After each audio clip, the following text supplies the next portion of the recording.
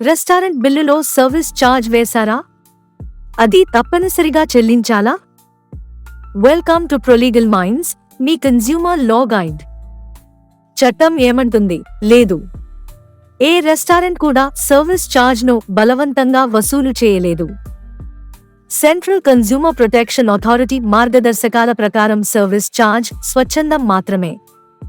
దానిని ఆటోమేటిక్గా బిల్లులో చేర్చడం లేదా తప్పనిసరి చేయడం చట్టవిరుద్ధం. ఈ మార్గదర్శకాలను ఢిల్లీ హైకోర్టు కూడా సమర్థించింది. సర్వీస్ ఛార్జ్ అనేది జీఎస్టీ కాదు, ప్రభుత్వ పన్ను కూడా కాదు.